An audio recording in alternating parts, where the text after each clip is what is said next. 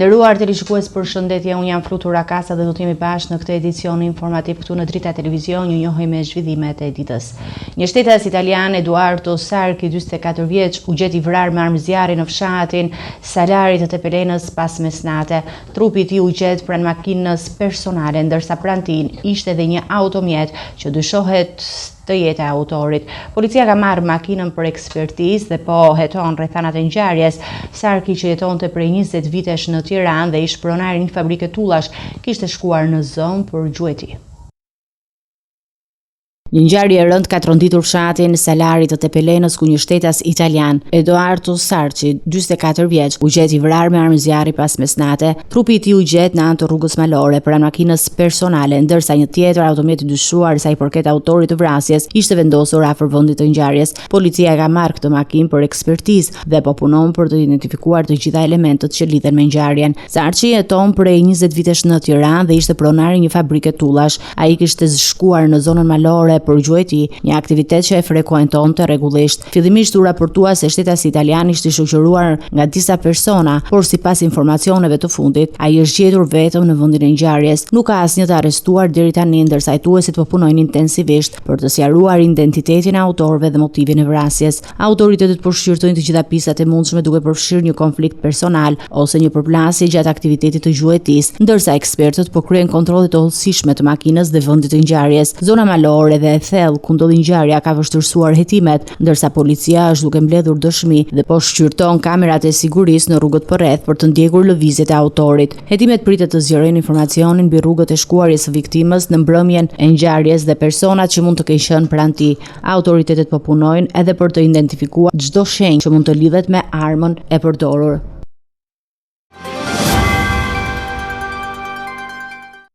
Kryetari i Partisë Demokratike Sali Berisha publikoi një mesazh ku denoncon autorsinë e vrasjes së biznesmenit italian Edoardo Sarchi në Tepelenë. Sipas Berishës, vrasësi ishte i lidhur me figura të njohura politike dhe ka precedent kriminal të shumtë. Ai shpreh ngushëllime për familjen Sarchi dhe dënon me forcë aktin kriminal.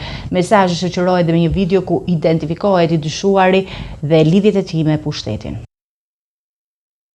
Kryetari i Partisë Demokratike Sali Berisha publikoi një mesazh nga qytetari digjital ku pretendon se ka informacione mbi vrasjen e biznesmenit italian Edoardo Sarchi, i cili jeton prej 20 vitesh në Shqipëri. Rendi është në duart e kriminalëve të pushtetit. Vritet biznesmeni italian Edoardo Sarchi, që jetonte prej 20 vitesh në Shqipëri. Vrasësi është Gazment Braçe, nipi i Gramoz Ruçit dhe miku i Tërmet Peçit, shkruan Sali Berisha në mesazhin e tij. Kreu i Partisë Demokratike i shpreh ngushëllimet më të sinqerta për familjen Sarchi dhe dënon aktin. Shpreh ngushëllimet e mia më të ndjera familjes Sarchi dhe dënoj me forcë të madhe këtë akt të shëmtuar kriminal të vrasësve të lidhur me pushtetin që përbëjnë një herazi një goditje të rëndë për biznesin e huaj në Shqipëri. Sipas denoncimit të Berishës, i dyshuari për këtë ngjarje ka precedent të shumtë kriminal, nga vjedhjet, grabitjet, plagosjet me armë deri te kultivimi i hashashit. Ai shoqëron mesazhe me një video ku shfaqet ish kryetari i Bashkisë së Tepelenës Tërmet Peçi në praninë e Edi Ramës, në të cilin është i pranishëm edhe i dyshuar për vrasjen e 44 vjeçarit italian. Denoncimi i Berishës vjen në një moment kur vëmendja ndaj sigurisë së biznesit të huaj në Shqipëri dhe lidhjeve të krimit me pushtetin është rritur dukshëm, duke shtuar tensionet politike dhe debatet mbi përgjegjësitë e institucioneve.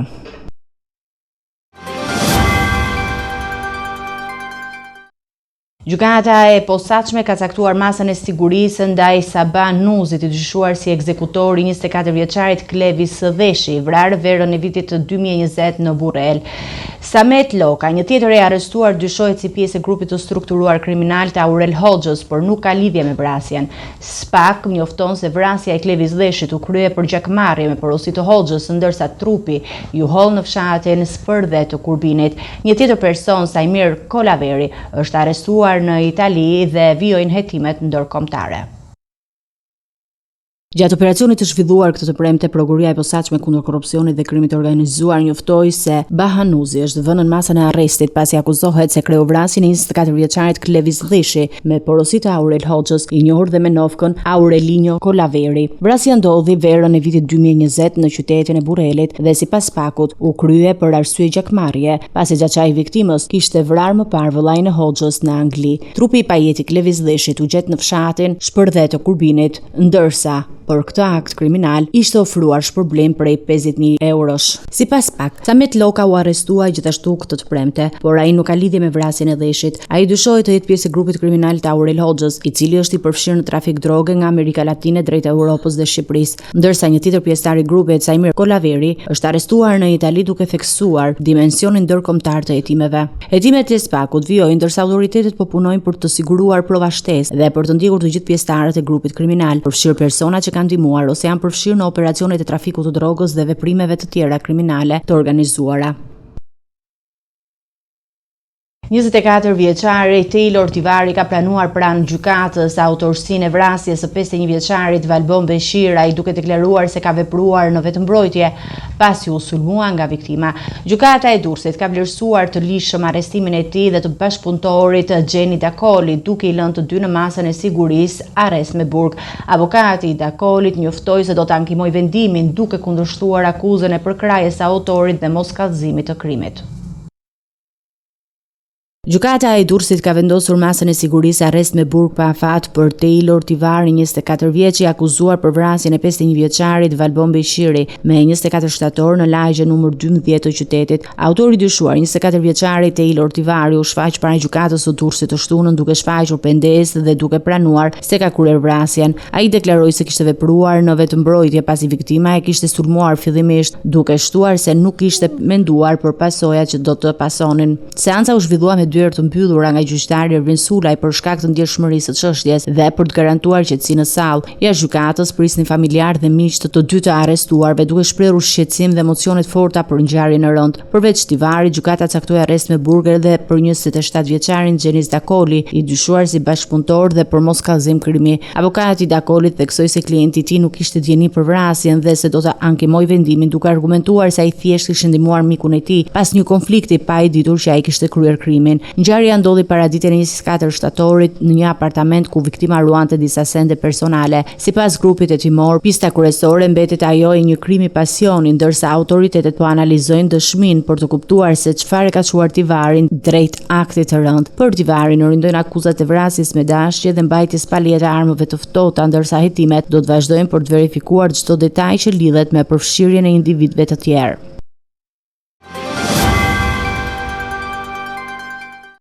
Policia greke ka zbuluar një grup kriminal shqiptar që kultivonte dhe tregtonte lëndë narkotike në Greqi, duke arrestuar 6 persona.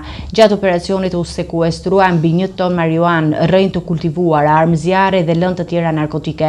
Kreu i grupit, 39 vjeçari Fation Prendi, kishte precedent penal për tentativë vrasje dhe grabitje, ndërsa bashkëpunëtorët e tij u akuzuan për magazinimin dhe transportin e drogës dhe armëve. Sipas policisë, fitimi i parashikuar nga shitja e drogës ishte mbi 8 milion euro. Një operacion i koordinuar nga policia greke në zonën e Athinës dhe Arkadias ka zbuluar një aktivitet të gjerë kriminal të kultivimit të drogës. Grupi kriminal me pjesëtar shqiptar kishte organizuar prodhimin e marijuanës, si dhe tregtimin e kokainës, ketaminës dhe drogës sintetike MDMA. Kreu i grupit rezulton të ishte 39 vjeçari Fation Prendi, i njohur për precedent penal në Greqi për tentativë vrasje dhe grabitje dhe ndodhen në masën e detyrim paraqitje. Në hierarki pas tij ishte 36 vjeçari Elson Dreca, ndërsa bashkëpunëtor në ruajtje magazinimin e drogës, parave dhe celularve ishin Briseida Sami, 35 vjeç, Pashke Gegat, 73 vjeç dhe Zoje Ndoj, 35 vjeç. Gjatë operacionit u arrestuan gjithashtu 50 vjeçari Erben Mashi, i cili jetonte në mënyrë të palishme në Greqi dhe kishte precedent penal për organizatë kriminale, drogë dhe armë. Gjatë kontrollit policor u sekuestrua 1 tonë 161 kg marijuan, 1640 rrënjë marijuan dhe gjithashtu dhe dhoje të drograve të tjera, si dhe armë, pistoleta dhe kalashnikov. Shitja e këtyre lëndëve narkotike parashikoi të sillte një fitim prej 8 milion euro. Policia greke deklaroi se grupi ishte një strukturë e mirë organizuar dhe kishte planifikuar të shfrytëzonte rrjetin e tij për transport dhe tregtim të plotë të drogës në mënyrë sistematike. Hetimet vazhdojnë për të identifikuar të gjithë pjesëtarët e mundshëm të rrjetit dhe për të parandaluar aktivitete të tjera kriminale në territorin grek.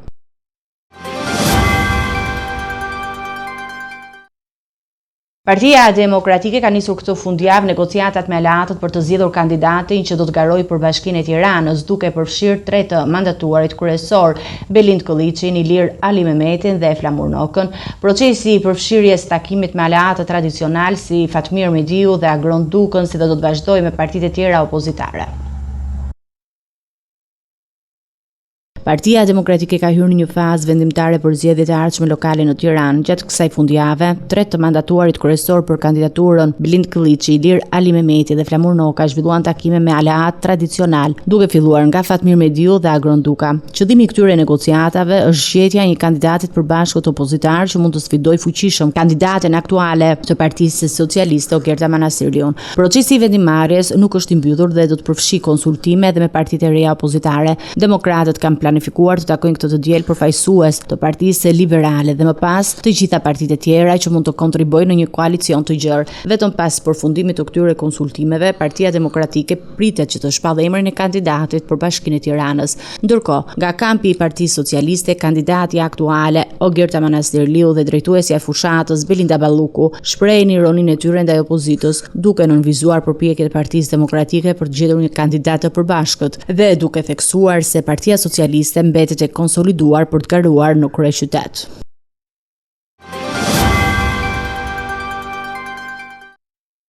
Presidenti Amerikan Donald Trump ka organizuar një darkë me 145 lider botror në kuadër të Asamblesë së Përgjithshme të OKB-s në New York, ku i ftuar ishte dhe presidenti shqiptar Bajram Begaj me zonjën e parë. Në foton zyrtare, Begaj thekson lidhjen e fortë dhe strategjike midis Shqipërisë dhe Shteteve të Bashkuara. Ai zhvilloi gjithashtu një takim me sekretarin e përgjithshëm të OKB-s Antonio Guterres, duke diskutuar mbi rolin e Shqipërisë në ruajtjen e paqes dhe mbrojtjes së të drejtave të njerëzit. Të premte në mbrëmje presidenti Donald Trump ka mirëpritur në një darkë të veçantë të gjithë liderët pjesëmarrës në Asamblenë e Përgjithshme të Kombeve të Bashkuara, duke shënuar mbylljen e javës së nivelit të lartë të sesionit të 80 në New York. Mes 145 liderëve të ftuar ndodhej dhe presidenti shqiptar Bajram Begaj me zonjën e parë. Në një postim në foton zyrtare nga darka, Trump shpreu mirënjohjen për pjesëmarrësit, ndërsa Begaj theksoi rëndësinë e miqësisë shqiptaro-amerikane, të cilën e quajti një lidhje e fortë dhe pathyeshme, një aleancë historike dhe strategjike. Në kuadër të vizitës në New York, Begaj zhvilloi gjithashtu një takim me sekretarin e përgjithshëm të OKB-s Antonio Guterres. Pas njoftimit të zyrës së shtypit të presidentit, takimi u fokusua në pozicionin aktiv të Shqipërisë për ruajtjen e paqes dhe sigurisë kombëtare, si dhe mbrojtjen e të drejtave të njerëzit. Begaj shpreu mirënjohjen e tij për leadershipin Guterres në drejtim të organizatës së Kombeve të Bashkuara, veçanërisht në një periudhë që sfidon stabilitetin global. Ky aktivitet i liderëve ndërkombëtar nënvizon rolin e rëndësishëm të diplomacisë shqiptare në arenën globale dhe përçon bashkëpunimin e vendit me partnerët strategjik, duke kontribuar dhe forcuar aleancën dhe përgatitur terrenin për iniciativa të reja në politikën ndërkombëtare.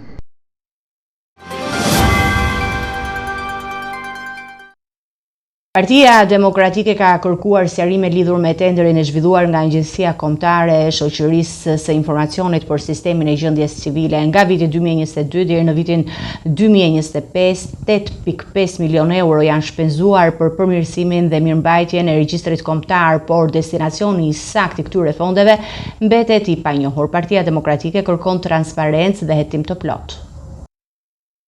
Genta Vangeli, zëdhënësa antikorrupsionit pranë Partisë Demokratike, ngriti sot një deklaratë publike dyshime mbi shpenzimet e fondeve për sistemin e gjendjes civile.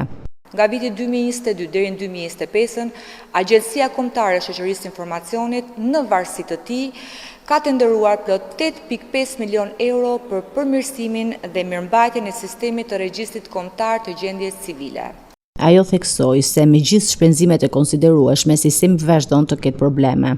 Sot, edhe pse janë tenderuar miliona euro, kryeministri pranon publikisht se sistemi i gjendjes civile vijon të paraqesë problematika serioze. Pyetja jonë për Edi Ramën është e qartë. Ku kanë shkuar 8.5 milion euro të tenderuara gjatë 3 viteve të fundit, ndërkohë që sistemi i gjendjes civile vijon të paraqesë problematika serioze? Genta Vangeli shtoi se përgjegjësia për këtë situatë bie drejt për drejt mbi kryeministrin Edi Rama, ndërsa theksoi nevojën për hetim nga organet e drejtësisë. Por organet e drejtësisë, a ekziston vullneti për të hetuar këto shpenzime miliona euro në një ndër institucionet më problematike në vend, apo do të vijojë me heshtjen? Faleminderit. Deklarata e saj vjen pak ditë pas prezantimit të ministres së re të punëve të brendshme, ku kryeministri Rama kishte theksuar se një nga prioritetet e kësaj ministrie do të jetë zgjidhja e problematikave që lidhen me funksionimin e regjistrit të gjendjes civile.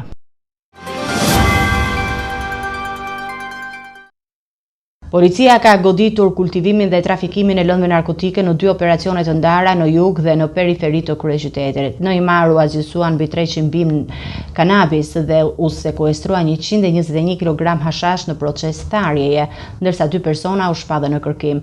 Në Vor, një 22 vjeçar nga Shkodra u arrestua pasi u kap duke tërhequr një pako me 7 kg hashash të ardhur nga Kanadaja. Hetimet vijojnë për të zbuluar lidhjet dhe rrjetet që qëndrojnë pas këtyre veprimtarive kriminale. Policia e shtetit ka ndërmarrë një tjetër goditje gjatë kultivimit dhe shpërndarjes së drogës duke finalizuar 2 operacione në Imar dhe në Vlorë. Në jug të vendit, shërbimet e policisë të mbështetura nga teknologjia e dronëve kanë kontrolluar territorin në zonat malore mes fshatrave Shën Vasil në Lukov, ku u zbuluan 3 parcela me 302 bim të dyshuara narkotike të llojit kanabis. Në të njëjtën zonë u gjetën dhe 121 kg hashash në procestarje. Të gjitha bimët u azgjësuan në vend, ndërsa lënda narkotike u sekuestrua si provë materiale. Policia ka identifikuar si autorët e dyshuar 2 shtetas me iniciale RB 41 vjeç me banim në Lukov dhe Ana 30 vjeç nga Delvina. Të dy janë shpadhur në kërkim, ndërsa hetimet vazhdojnë për të zbuluar nëse pas kultivimit qëndrojnë edhe persona të tjerë. Ndërkohë në Vor, forcat e rendit arrestuan në flagrancë një 22 vjeçar nga Shkodra, i cili u kap në një pikë postare duke tërhequr një pako me 7 kg hashash me përqindje të lartë të EC-je. Sipas hetimeve paraprake, lënda narkotike kishte mbërritur nga Kanadaja duke treguar përpjekjet e grupeve kriminale për të futur në vend sasi të konsiderueshme droge në rrugë postare. Policia e shtetit bën me dije se operacionet e ditëve të fundit tregojnë vendosmëri për të luftuar kultivimin dhe trafikimin e lëndëve narkotike, ndërsa thekson se hetimet do të zgjerohen për të identifikuar rrjetet që qëndrojnë pas këtyre aktiviteteve të palishme.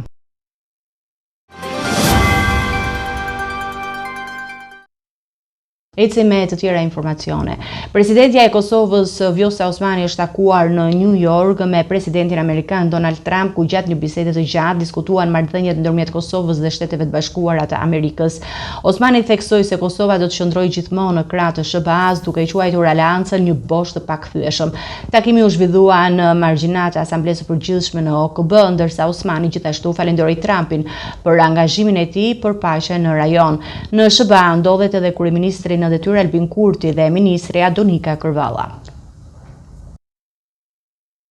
Presidentja e Kosovës Vjosa Osmani ka zhvilluar një takim në New York me presidentin amerikan Donald Trump gjatë vizitës së saj për pjesëmarrjen në Asamblenë e Përgjithshme të Kombeve të Bashkuara. Takimi u përshkrua si një bisedë gjatë dhe shumë planëshe, ku Osmani riafirmoi mbështetjen e vendit të saj ndaj Shteteve të Bashkuara dhe rolin e tyre strategjik në rajon. Miqësia dhe aleanca në Shtetet e Bashkuara mbetet një boshti i pathyeshëm. Kosova do të jetë gjithmonë në anën e demokracisë, lirisë dhe partneritetit në SBA, sepse pikërisht aty zemra e liriston, tha presidentja sipas njoftimit të presidencës. Që takimit Osmani falenderoi Trump për interesin e veçantë që tregoi për rolin e Amerikës në rajon, angazhimin e tij për paqen. Në kuadër të vizitës së saj më 23 shtator, ajo zhvilloi dhe një takim me sekretarin amerikan të shtetit Marco Rubio. Vizita e zyrtarëve të Kosovës në New York vjen në një kontencioni në marrëdhëniet e Kosovës SBA për pezullimin e dialogut strategjik nga Washingtoni për shkak të veprimeve të qeverisë në detyrë që sipas SBA-s kanë rritur tensione dhe paqëndrueshmëri në vend. Kryeministri në detyrë Albin Kurti dhe ministrja për punë të jashtme dhe diasporë Donika Kërvalla ndodhen gjithashtu në SBA, ku për pjesëmarrje në aktivitetet e Asamblesë së Përgjithshme.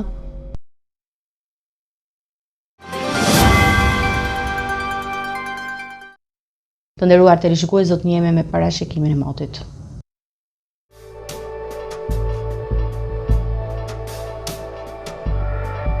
Territori shqiptar për datën 28 shtator do të ketë mot me kthjellime dhe vranësira të lehta kalimtare.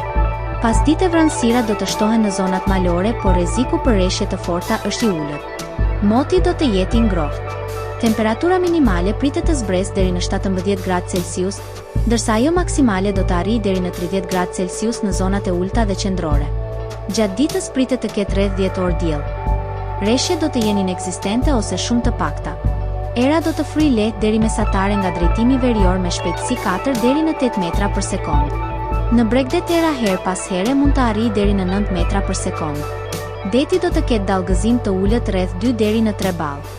Indeksi ultraviolet për Tiranën më 28 shtator 2025 pritet të jetë 7 deri në 8. Sipas burimeve astronomike, lindja e diellit në Tiranë do të jetë rreth orës 6:27 minuta, ndërsa perëndimi do të jetë rreth orës 18:36 minuta. Temperaturat minimale dhe maksimale për disa qytete kryesore të Shqipërisë do të jenë si më poshtë. Shkodër, 20 deri në 30 gradë. Kukës, 17 deri në 26 gradë Celsius. Peshkopi, 18 deri në 27 gradë. Tiranë, 20 deri në 30 gradë Celsius.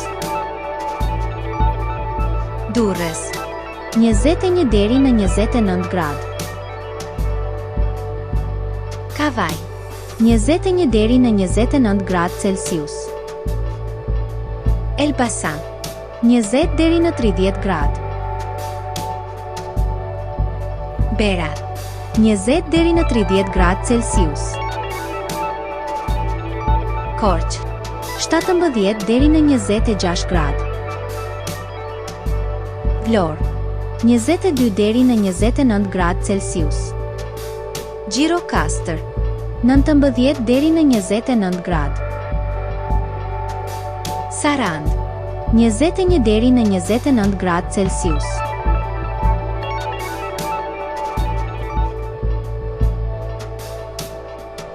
Territori i Kosovës për datën 28 shtator 2025 do të karakterizohet nga mot kryesisht i kthjellët dhe i ngrohtë. Temperatura minimale do të zbresë deri në 14 gradë Celsius, ndërsa temperatura maksimale do të ngjitet deri në 27 gradë Celsius në qytetet kryesore. Era do të fryjë lehtë deri mesatare nga drejtimi verior me shpejtësi 2 deri në 6 metra për sekond. Indeksi ultraviolet për Prishtinën pritet të jetë mesatar, rreth 5 deri në 6. Lindja e diellit në Prishtinë më 28 shtator 2025 është në orën 6:22 minuta. Perëndimi i diellit në Prishtinë më 28 shtator 2025 është në orën 18:30 minuta. Temperaturat minimale dhe maksimale për disa qytete kryesore të Kosovës do të jenë si më poshtë. Mitrovica, 15 deri në 25 gradë. Podujev, 14 deri në 24 gradë Celsius. Skënderaj, 14 deri në 24 gradë. Pej, 15 deri në 26 gradë Celsius. Prishtinë, 14 deri në 26 gradë. Gjakov, 15 deri në 26 gradë Celsius. Malishev, 15 deri në 25 gradë. Gjilan, 14 deri në 25 gradë Celsius. Ferizaj, 14 deri në 25 gradë. Kaçanik, 14 deri në 25 gradë Celsius. Suhare, 15 deri në 26 gradë. Prizren, 16 deri në 27 gradë Celsius.